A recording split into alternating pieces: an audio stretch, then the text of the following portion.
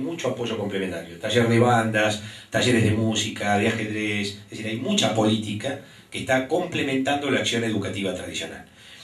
Si querés mostramos primero desde la pestaña anterior, desde el Ministerio de Educación, hay se googlea, hay niveles de permiso y hay informaciones que están vinculadas precisamente a esos niveles de permisos. Entonces, desde el acceso de la página del Ministerio de Educación, lo que encontramos es que hay un sistema que lo que sí está bajo un software propietario, que esto es algo que estamos tratando de estabilizarlo para después pasar al software libre. Es decir, si bien adherimos obviamente y estamos compenetrados del tema del software libre, la migración es un tema que también implica conversarlo. Es decir, no es una cuestión mágica que uno rápidamente apaga un botón y enciende el software libre y está todo funcionando. Migrar es un tema en sí mismo que, amerita alguna reflexión al respecto. Nuestro sistema de información es el que se denomina SAGE. SAGE es Sistema de Administración y Gestión de la Educación. En este sistema SAGE, lo que ustedes van a encontrar allí son una serie de campos. Arriba a la izquierda, por ejemplo, tienen el año que les interesa indagar, es decir, esto está cargado desde el 2009 en adelante, que pudimos abastecernos de información. Cuando llegamos, entonces, que seleccionamos el año, elegimos una escuela en particular, y cuando seleccionamos esa escuela tenemos una serie de reportes que están en el lado derecho, lo van a ver acá. ¿Se escucha sin el micrófono? ¿Me escuchan bien? Sobre el lado de entonces derecho tienen reportes generales, que son todas las opciones de preguntas que hemos ido realizándole al sistema educativo y que nos da información sobre esa escuela seleccionada previamente, en el año en el que nos interesa indagar. En este caso estaría seleccionado el 2014, pero podemos ir para atrás hasta el 2009. Todos estos reportes nos dan listado de alumnos, indicadores de edad, parón de alumnos, pero lo que quería mostrarles en particular, porque en realidad el encuentro refiere precisamente a la georreferenciación de datos, hace precisamente a información de los alumnos. Entonces, una cuestión que nos interesaba ver es de dónde venían los alumnos que concurren a tal escuela. Fíjense que cuando elegimos generar el mapa, rápidamente aparecen los alumnos ubicados. Azul y rojo son los colores porque la variable seleccionada, si miramos abajo, avanzamos solo en 3 localidades. Esto es todo un intento que estamos llevando adelante, está en fase experimental, pero está en línea en esta parte. Lo hicimos para Viedma, para Cipolletti y Bariloche, que no son localidades menores en términos de tamaño poblacional. Las 4 variables que tomamos es precisamente por sexo, por repitencia, por rango de edad. Tengan en cuenta que para educación es importante ver la edad que tenga el alumno en el momento que está cursando, es decir, si tiene subedad o sobreedad o está en la edad esperada. Obviamente nos interesa a partir del segundo año de sobredad, porque con un año de sobredad puede ser un dato no relevante, porque como se toma precisamente la variable edad hasta el 30 de junio, por ahí está mal asentado. Y después por curso, es decir, si son de primer año, de segundo hasta quinto, o en este caso si son de primaria, ¿no? Hasta séptimo grado. Y en particular, cuando uno selecciona la variable, ve en particular y específicamente dónde están ubicados esos alumnos. Sobre la parte inferior del mapa van a tener que, ahí marca la cantidad de alumnos que están georreferenciados. Esto, con la presentación que les hacía antes, es interesante de tener en cuenta porque se puede hacer en la medida en que los datos que están volcados al sistema son fehacientes. Es decir, acá dependemos precisamente de la articulación en cuanto a los niveles de responsabilidad. Tengan en cuenta que cada escuela, su equipo de conducción es responsable de la carga de información. Nosotros hemos llevado mucha de la información que en la escuela circula en formato papel a un formato digital. Porque además se generaron 2 acciones en paralelo. La primera cuestión fue poner a todas las escuelas en línea.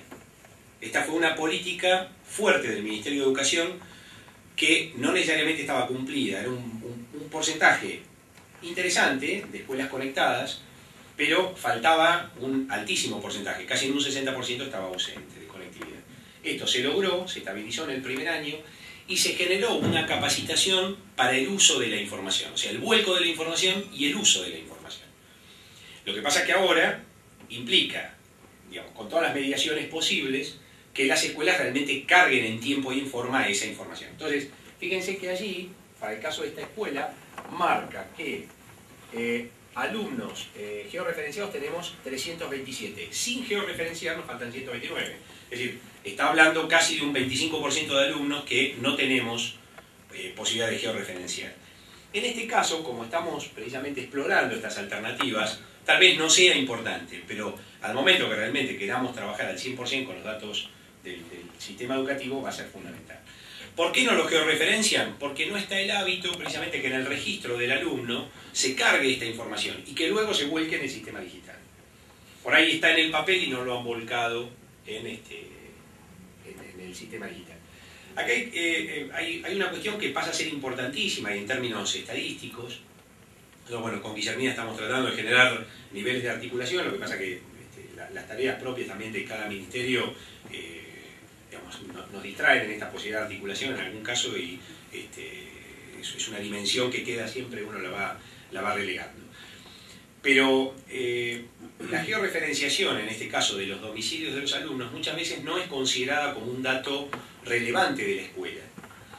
No cargan esa información y sucede que precisamente el 100% de los alumnos pasa por el sistema educativo. Imagínense, de un tiempo a futuro, vamos a tener los datos precisamente de toda la población de la provincia, o del país en ese caso particular, porque se considera que el 100% de los alumnos está bajo la educación primaria. Entonces se va arrastrando esa información y queda cargada en el sistema por una única vez. A lo sumo lo que después se toca precisamente es el cambio de domicilio, pero ya la información la tenés cargada. Nosotros estamos avanzando inclusive en exigir los niveles educativos alcanzados por los padres, porque nos interesa hacer una correlación en términos de los logros educativos alcanzados por un grupo etario con respecto a las familias de origen. Entonces estos datos también son campos que el sistema permite incorporar, pero que no necesariamente se cargan. Es decir, acá lo que hay que lograr es que precisamente el sistema educativo, cuando digo el sistema educativo, los docentes en particular, se sensibilicen en este punto de lo importante que es la información, pero que después les vuelva para el uso. Y acá también está la responsabilidad del Estado, en este caso nosotros, de poner algún instructivo para que se haga el uso del dato. Bueno, esto simplemente es como para que ustedes vean, en el caso de otra escuela podemos elegir alguna otra de las 3 localidades, como para que vean la dinámica que se maneja. Esto lo estamos viendo en línea, estamos conectados en este momento y estamos recurriendo a esta información.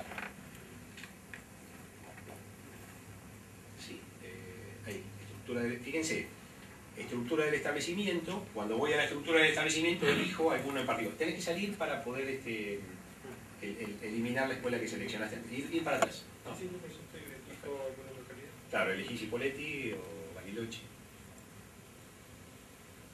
Ahí va a tirar la totalidad de las escuelas de la localidad seleccionada. Selecciona una.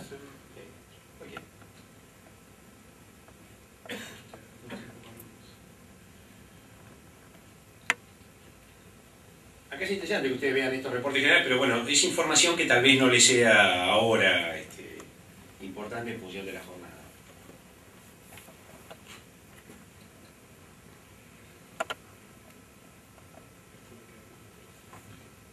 Claro. Ahí muestra la dispersión precisamente de dónde van viniendo los alumnos, siendo que la escuela estaría en la parte superior. Esto como para que vean precisamente un uso instrumental de lo que fue la georreferenciación. Y por eso refuerzo la idea de la interdisciplinariedad, que era un aspecto que señalaba Mario al comienzo. Es decir, nosotros venimos de campos disciplinares totalmente diferentes, no es la georreferenciación mi tema, sin embargo tuve que recurrir a ello precisamente para tener los datos mucho más armados. Bueno, esto como primera instancia, si querés pasamos ya... Sí, una cosita, con respecto a esto, me parece, pensando un poco... respecto al tema de los municipios, la posibilidad de que los municipios accedan a información de las escuelas y puedan analizar la ubicación de los chicos de las escuelas primarias, la ubicación de los chicos de la escuela secundaria, permite también planificar dónde están los recorridos de los colectivos y todo ese tipo de cosas.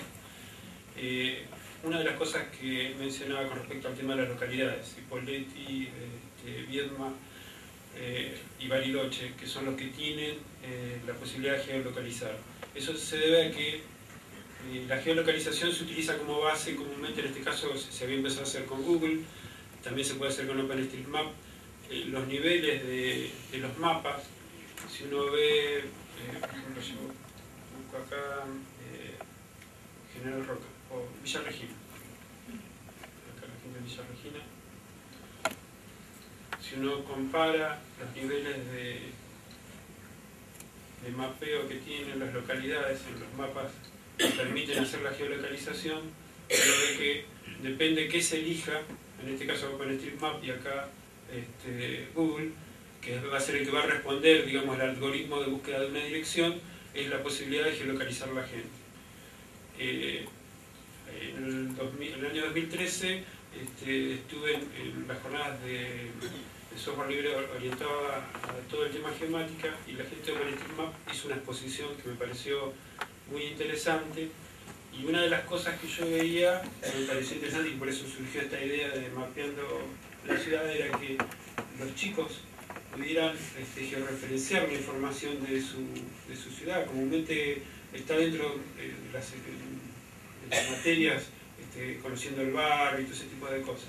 Esa posibilidad de que el chico se interese por este tema de la geomática es alentadora para nosotros. Imaginarnos que dentro de 10 o 15 años los chicos que hagan estén dentro de este proyecto, estén sentados acá en el lugar nuestro, es muy interesante. Y otra cosa que nos pasó el año pasado puntualmente era que justo me llamó el director de comisiones de fomento, que había llegado dinero de Nación para instalar playones en escuelas rurales.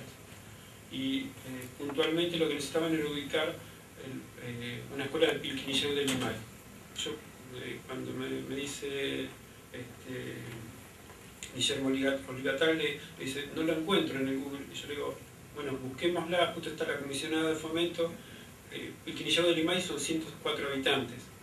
Quizás los números son muy poquitos, pero esa gente vive ahí, está haciendo patria en esos lugares, y lo que dijo, bueno, vamos a agregarla a Pilquinilleu de Limay en OpenStreetMap.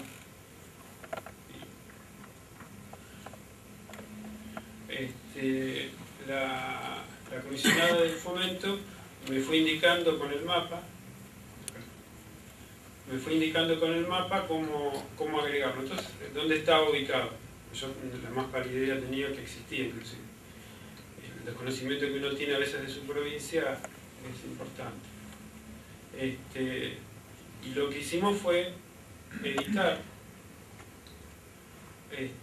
la zona esta de Pilquinilleu de Limay, y le agregamos todas las calles, la ubicación del centro de atención primaria, el registro civil, y a partir de ahí la mujer me dice, uy, ahora existimos. En realidad siempre existieron, pero la concepción era que se veían en el mapa reflejados, cuando desde el mismo estado nosotros quizás no los teníamos acá, problemita de internet, no lo vemos, no tenemos internet. Y eso lo que nos permitió a nosotros fue generarles la posibilidad de que ellos se sientan que están integrados. Lo mismo pasó con Colanco-Nuey, que tampoco existía, digamos, dentro de los mapas. Yaminué creo que era otro. Los comisionados de fomento, cuando se contaron entre ellos, o me pusieron el mapa, bueno, lo fui agregando. Pero digamos, uno lo hace porque dentro de la IDE queremos que esto se mueva y que se movilice y que haya gente dentro de las estructuras del Estado trabajando con eso. Y a partir de ahí surgió esta idea de mapeando la ciudad. Creo que quisiera generar como cuestión previa a la presentación del proyecto educativo y tecnológico en sí de Mapeando mi Ciudad, es que una particularidad que nos caracteriza al grupo que nos reunimos más allá de estas tareas es la inquietud constante. Este loco apareció un día, che, mira, tal cosa, montando sobre la imagen satelital del OpenStreetMap, que es una foto que ustedes pueden ver en sus computadoras, inclusive similar al Google Earth. Ven la foto satelital y sobre ella empiezan a diseñar el mapa de la ciudad, que ya no pasa a ser del software privativo, ya pasa a ser una propiedad social. La produjo, en este caso, el ejemplo que, bueno, no nos permitió la conectividad, que Sergio quiere mostrar, es cómo algo que no existía empezó a tener presencia en términos de una información de un software en particular. Es decir, existía literalmente, pero en los términos de alguien que quería explorar la zona de Piquinillero, no lo encontraba. Bueno, ahora está. A partir de esa idea es que Sergio comenta, mirá, ¿qué te parece si ponemos algo de esto en juego para que con los alumnos llevemos adelante esta cuestión? Y se transformó en un proyecto educativo que ya está presentado, obviamente, a la dirección de nivel medio, porque lo pensamos precisamente con alumnos que tuvieran una edad tal como para avanzar en estas instrumentaciones. Entonces, el proyecto básicamente consiste en que, montado sobre la imagen que nos brinda el OpenStreetMaps, o el Google Earth en particular, la imagen satelital real, capturada por satélite, se empieza a diseñar el callejero y se empiezan a poner los etiquetados a los que hizo referencia Sergio en la presentación anterior, etiquetados específicos que responden al interés de aquel que se pone en situación de trabajo, en sí, o en situación de mapeo. Es así que uno de los temas que puede resultar interesante es el recorrido de los colectivos. Es así que puede aparecer inclusive en algún momento desde el mapa educativo del Ministerio de Educación de la Nación lo que pensaban hacer es un mapa de la memoria. Es decir, dónde están precisamente georreferenciados los centros clandestinos. Es decir, poner temas de relevancia social según quien sea aquel que quiere llevar adelante la tarea. En este caso nosotros lo vamos a focalizar en alumnos donde nos interesa precisamente avanzar sobre algo que además es una necesidad social, que es el callejero de cada una de las ciudades. Y donde el alumno es protagonista en tanto y cuanto conoce la realidad en la que vive y conoce precisamente la evolución de esa ciudad cuando se produce algún proceso de toma que hasta que se legaliza hay un tiempo, que en algunos casos puede ser más corto o más largo, pero que tiene existencia real, similar o de manera análoga al caso de Pilquiniller. Es decir, está el loteo por un proceso de toma o X motivo, pero no está mapeado. Los alumnos precisamente, si viven en ese lugar, lo pueden mapear. Entonces tiene existencia en un plano y da la posibilidad de que se pueda diseñar precisamente las políticas del caso, sean municipales, sean provinciales, sean educativas, sean de salud, pero por lo menos ya conocéis la realidad. Acuérdense lo que les decía en la presentación preliminar, que precisamente para nosotros pasó a ser una cuestión sustantiva porque es una herramienta estratégica para el diseño de las políticas que queramos instrumentar en cualquier área de gobierno y en cualquiera de sus niveles, sea el municipal, sea el provincial o el nacional. Básicamente sería esto. Nosotros hemos comenzado particularmente en una escuela que es en el CEN 19, es una escuela que precisamente es urbano, la ubicación es urbano marginal, y queríamos hacerlo allí simplemente por una cuestión ideológica, o sea, potenciar la tarea precisamente de estos jóvenes. Y acá se pasa a articular con otra política a nivel nacional, que es la de Conectar Igualdad. Tengan en cuenta que la política de Conectar Igualdad es precisamente una computadora por alumno. Esto se da para el caso de media, para el caso de los institutos de formación docente y para los alumnos especiales. Entonces, todos los alumnos en la provincia de Río Negro de nivel medio tienen su computadora personal. Entonces, lo que se intenta con esto es que haya reuniones de mapeo, donde los alumnos, si tienen la posibilidad de contar con algún GPS, si no mapean en una hoja de papel y después van a la escuela donde sí tienen conectividad y trabajan en línea. O bien, si por diferentes motivos quieren reunirse en algún bar que tiene conectividad, en algún lugar o en alguna casa en particular, pueden bajar esa información. Otro de los temas que nos convocó también es el tema de las alturas.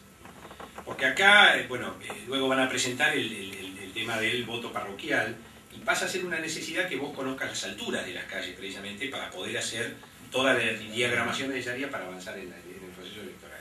Bueno, esto va a pasar a ser también un elemento que potencia mucho la calidad de esa información. Y después, hay que dejar volar la imaginación y pensar qué grupos de actores son los que también pueden colaborar en esta cuestión. Uno puede imaginar que aquellos que hagan rondas por la ciudad, sea desde el cartero que aporta algún dato, sea, vos comentaste el caso de un plomero que le interesaba simplemente para ubicar a sus clientes. Es decir, acá la participación no tiene límite. Puede darse de los casos que uno tal vez menos imagina. La policía en sus rondas, es decir, todos pueden empezar a aportar información que abastezca precisamente la calidad de ese mapeo. Podemos poner precisamente dónde están los hospitales, podemos poner dónde están las salas asistenciales, es decir, ponemos un mapa con la mayor calidad de información y que queda con la idea del usuario que está cargando la información, es decir, no hay una directiva, es decir, que esto genera un vínculo colaborativo y fundamentalmente abierto, es decir, no hay una pauta en particular. A ver, nosotros en algún momento lo decíamos que era como una wiki, como la Wikipedia, vieron que es esta enciclopedia que todo el mundo va construyendo. Bueno, es una manera colaborativa de construir el conocimiento, que como en realidad es. Es cierto que acá la debilidad también está en la picardía de alguno que realmente quiera incidir en un cambio, pero los que están usándolo y que realmente el que entra para jorobar en algún momento tendrá una incidencia puntual, pero el que estabiliza la cuestión y que lo hace con seriedad está siempre y lo va a corregir. Es decir, son aspectos que la misma maduración social va a ir acomodando esta cuestión. Así que, bueno, esto es en principio el proyecto de Mapeando mi ciudad. Acá, como última cuestión, es que nos interesa sumar escuelas, cuantos más se sumen mejor. Tampoco se necesita que el 100% de los alumnos estén trabajando, porque si no es una cuestión que la tarea se daría muy rápido, en una hora. Pero con mínimo una escuela por localidad ya estaríamos avanzando en un mapeo de la provincia de Janeiro.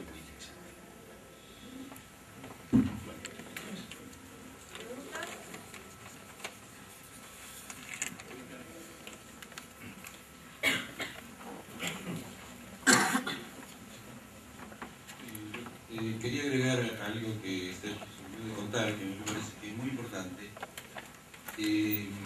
porque la sola presencia de la gráfica genera despertar la imaginación para pasos futuros. Y a Sergio le pasó cuando estaba la comisionada de fomento mirando cómo él hacía el planito, y Sergio le pregunta, ¿y cómo se llama esta calle? Y la mujer se quedó, uy, no tenemos nombre, tenemos que ponernos a definir los nombres de las calles.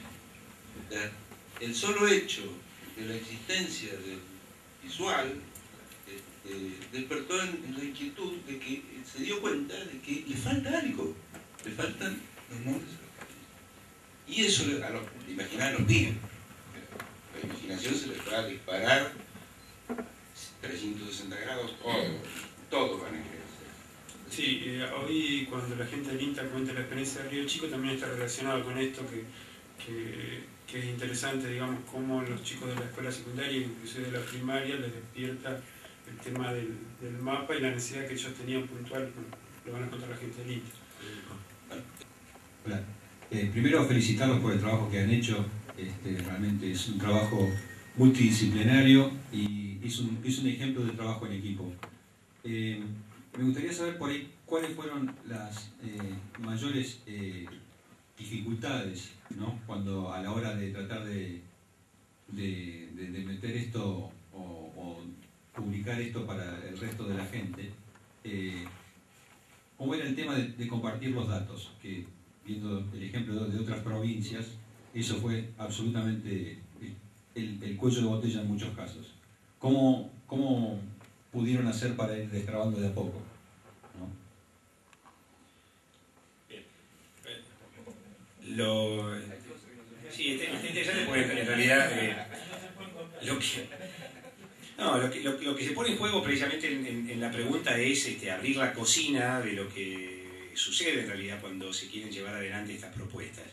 A ver, el principal elemento, y creo que es lo que amalgama al grupo que nos convoca en estas cuestiones, es digamos, la generosidad de lo que se sabe.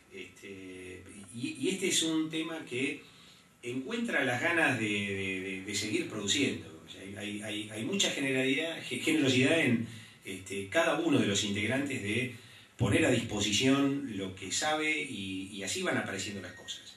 Es decir, esto no es mérito de tal o cual, sino es la generosidad, la voluntad de ponerle horas, porque esto lo hacemos por fuera de la tarea inherente a nuestro cargo en particular.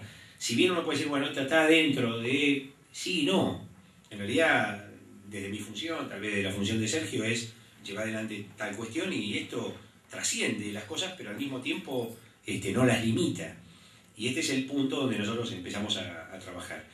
La cuestión de la disponibilidad de los datos en realidad es un tema que queda por discutirse, porque los decisores, cuando digo los decisores en los planos más altos de la jerarquía de cada uno de los ministerios, van manejando niveles de permisos, cosa razonable en ese sentido. El tema es que tiene que haber alguna apertura de información que muestre precisamente, porque de esta manera, si no, lo que se está haciendo es limitando la creatividad para poder hacer uso de la información que está. Adherimos a la información pública. El tema es que esto implica romper barreras también. Hay formas de interpretar los datos que por ahí algunos como que les tienen más temor, y hay que avanzar en el sentido de usarlos, los datos. Y la otra cuestión es, en el caso nuestro, lo que estamos logrando es que al mostrar esto, estamos interpelando mucho a aquellos que tienen niveles de responsabilidad. Pongo por caso, hoy le comentaba aquí Camilo, no sé si está por acá o ya se fue el periodista de Río Negro, que es que le dimos, por ejemplo, un análisis a cada supervisor de las notas obtenidas en cada una de las materias, en cada una de las escuelas a su cargo de los 3 primeros años, porque ahí se focaliza la mayor problemática de la repitencia a nivel medio, de los datos de desaprobados, a plazos y que no tenían carga de nota. O sea, con esto interpelás, cuando vos le estás poniendo el dato al supervisor o a un decisor, le estás diciendo, bueno, a ver, explícame qué está pasando en esto. Hay mucho para hablar, no viene al caso en esta jornada, pero ese tema me parece que amerita también una reflexión bastante profunda, sobre todo en los organismos de gobierno, ¿no? Poner a disposición la información. Sí, y abonando un poco eso, y hoy yo le comentaba el tema de que los organismos no son dueños de los datos. Me tocó en algunos ministerios cuando uno ve que de un piso al otro están trabajando quizás con los mismos datos, con la misma información, y ninguno de los dos sabe qué está haciendo el otro. Hay un tema de comunicación que falla en el Estado. Inclusive en una reunión, recuerdo, había un consejo de políticas sociales que se conformaba al principio de la gestión, que estábamos hablando justamente del tema de la conformación de la IDE, y puntualmente la gente de salud comentaba los registros que tenían de la gente que había aspirado ceniza, y justo estaba alguien de ganadería del programa, bueno, no recuerdo, de la comisión ovina o algo por el estilo, y dice, uy, nosotros tenemos los registros de los pastos y las alturas de la ceniza. Entonces estaba alguien de educación y dice, y yo tengo los certificados médicos de todos esos chicos. Bueno, quizás eso amerita la posibilidad de ese espacio de compartir qué información tiene cada uno y con qué está trabajando, cruzamientos. Quizás si hubiera estado en ese lugar el intendente de Jacobacci, dice, bueno, a mí me interesaría tener esa información.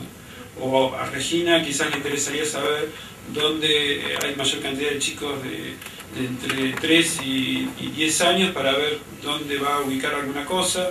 Ese tipo de cosas se permite a través de la difusión de que esa información existe.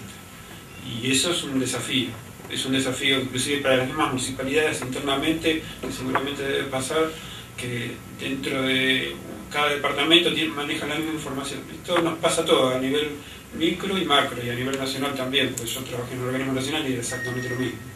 Pero bueno, es un desafío, y lo interesante son los desafíos. Tal vez la dificultad grande es el rigor del dato, digamos. Eso, que es un tema que hay que discutir mucho, no puede impedir que esta cosa avance, digamos. Siempre y cuando tengamos con claridad el valor real del dato que aportamos. En el sentido de que hay datos que sí requieren un nivel de precisión absoluto. Si vos tenés que hacer una mensura, tenés que medir, no hay otro.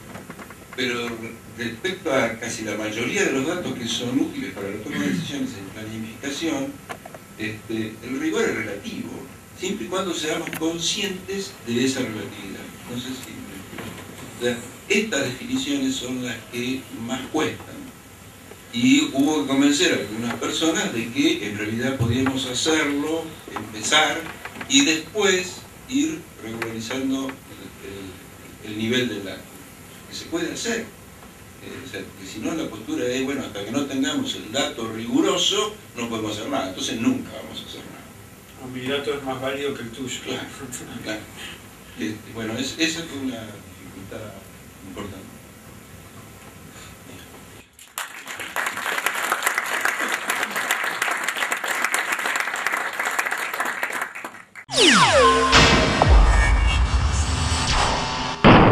Prisma Producciones.